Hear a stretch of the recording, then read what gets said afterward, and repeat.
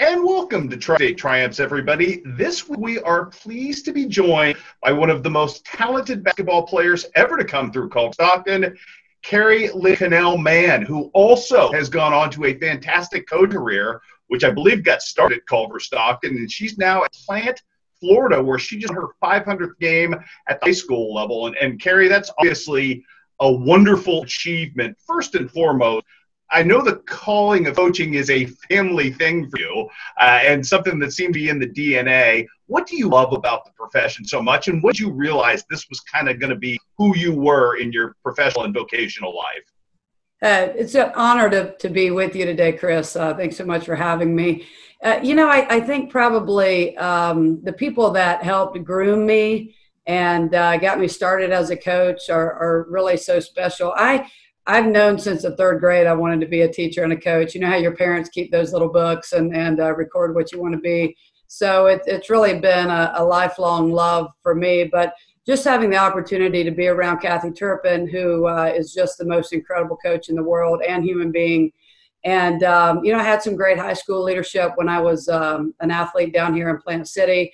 And then I realized that Bill is still right there in your community, but my brother, Bill Connell, was such a great role model for me, both as an athlete, and as a coach. I can't imagine just watching somebody from the sidelines that's more passionate and knowledgeable than he is. So, it's definitely in our blood. Our father was a awesome football player. Dad died in 2010, but he was just an incredible athlete, played every down of a football game.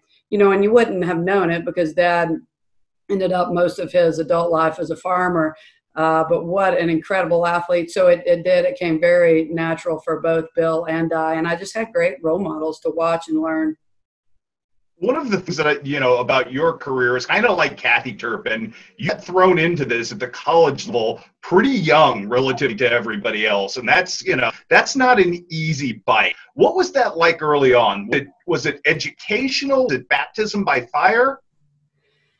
I didn't. I have dreams about going back to Culver Stockton College. I think it's one of those things that just kind of haunts the person that I am now.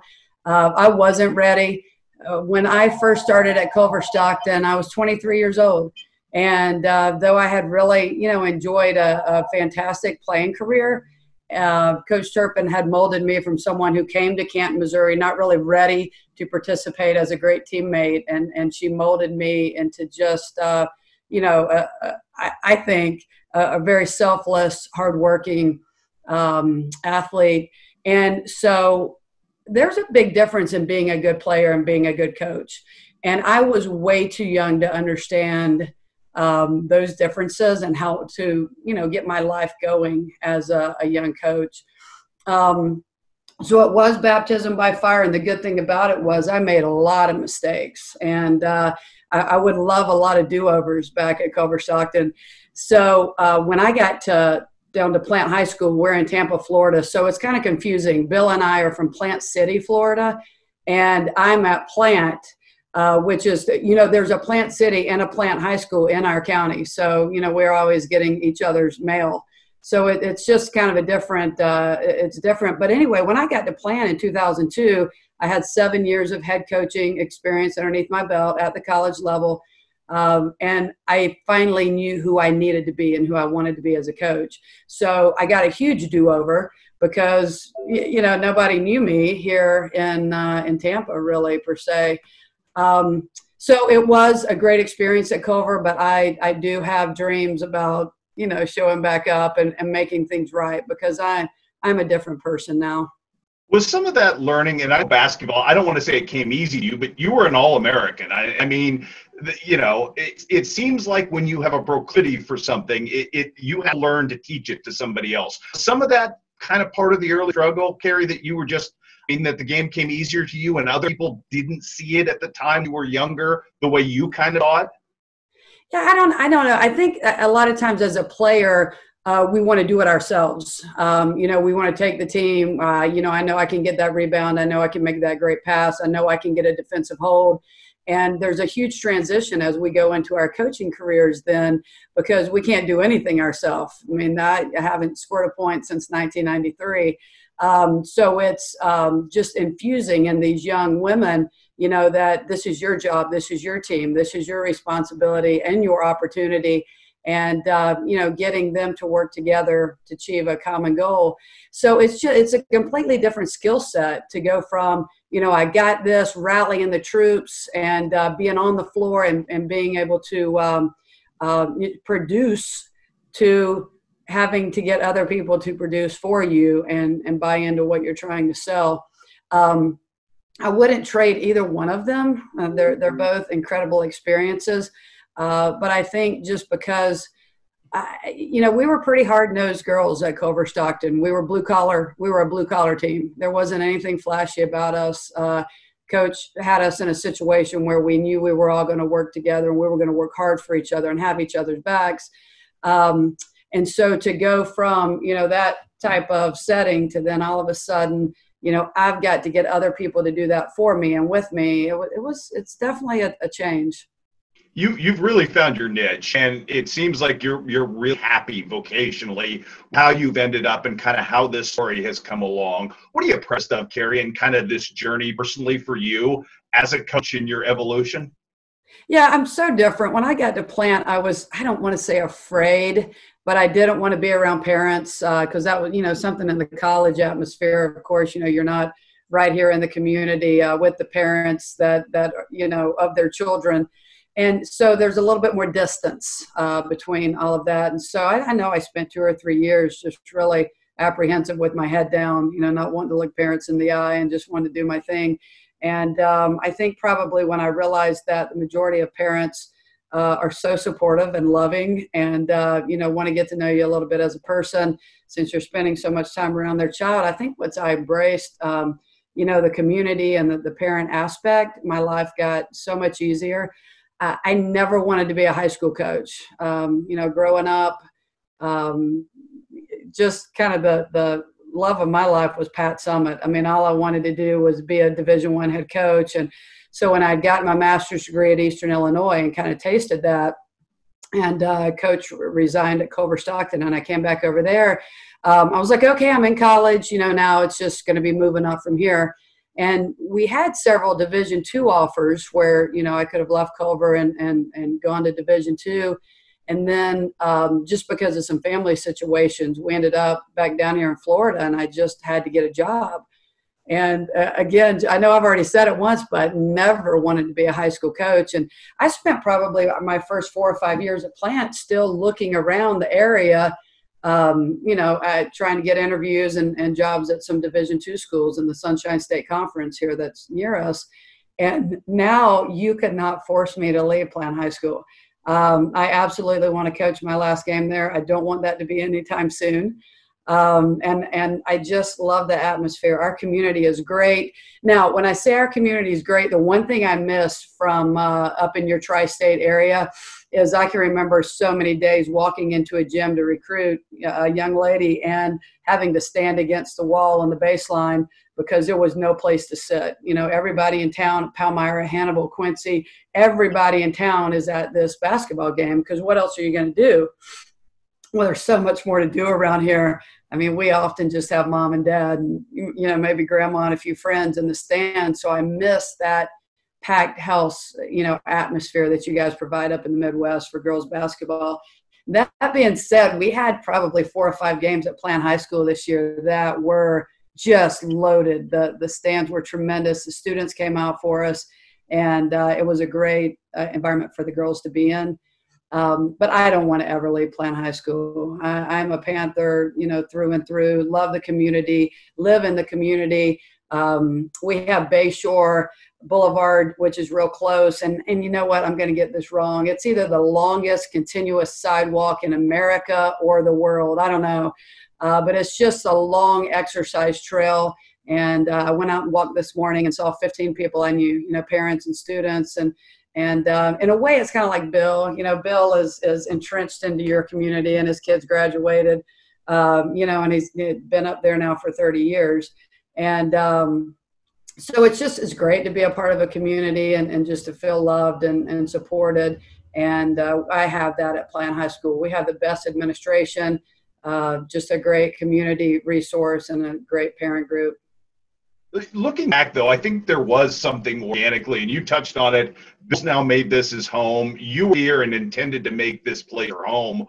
You're Florida natives. What was it about that like magic moment at Culver Stockton that made it such a success for the both of you and kind of drew you in? The people, absolutely the people. The Hill's a beautiful place, but I pull a lot of my memories come from the blue section. The blue section was, or it still is, I'm sure, a wonderful group of community supporters at Culver Stockton that come out. And, it doesn't matter whether you're winning or losing, that blue section's packed and they're there to love and support. We had so many, and still do, good friends, whether they were teachers, professors, doctors, the maintenance crew, the administrative crew over in Henderson Hall.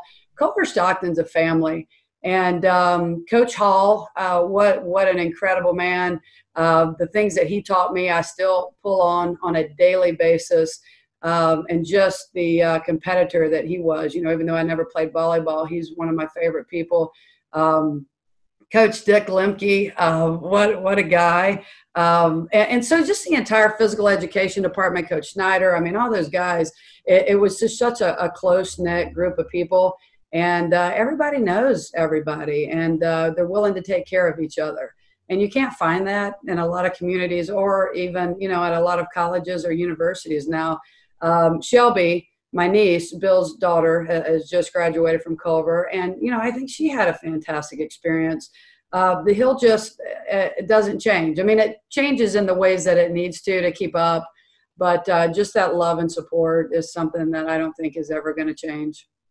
Such an important piece of these, Carrie, is we're asking folks who are now on the back end of their success, who have risen from this area and achieved success in their vocational lives, what they tell themselves at a younger age in terms of, or somebody who aspires to follow your path. What advice do you have for aspiring basketball coaches, teachers? Because obviously the teaching component of this, I know, is incredibly important to you and has been since, as you touched on, you were young. What do you tell younger self, or what do you tell someone who's interested in this business? Piece of advice as a gateway you give them? You got to love the people around you. I think it was probably Pat Summitt that said, people don't care how much you know until they know how much you care. And that was definitely one of my struggling points. I just thought my knowledge was enough, and I didn't realize how much love and support that, student athletes and people need. Our team here at Plant High School, we are such a family, and we just deeply and truly care about each other and what we're going through in our life and what's going on in our families. And because of that, I think we play so much harder for each other. So I would just tell younger people, your X's and O's, the things that out on your field or on your court really are secondary to the care and compassion that you show for your athletes and the support that you show them. It's a different world. There's no way I would want to be a young person right now. I'm so happy to be 48 years old. I have limited knowledge of what to do with my phone and, how to get on Twitter and like and unlike. And so I kind of stay away from those things because I'm not the best at it. These young people right now from, ages 15 to 22, 23, they're just so inundated with so many things that we didn't have to deal with when we were younger. And they need just a lot of second and third chances. I know there was a time, especially when I grew up, that you did things the right way the first time, or coach was going to come down on you and it wasn't going to be a pretty scene. And right now there's just a whole lot more loving and talking and caring and, put an arm around the shoulder and, let's try this a third time and see if we can get it right. And I think that's the way it should be. I'm not complaining about it at all, but it's just more of a, let's regroup the horses and circle up and see if we can, learn from this and try it a different way. And so if you're not willing to give second and third opportunities and be more of a teacher than a coach. Yeah, if you're not willing to teach, then I don't think it's the right profession for you. Well, and I think that's a really interesting point because, you do hear that an awful lot in the profession. You can't coach kids today like you used to be able to coach them. You touched on that as a good thing.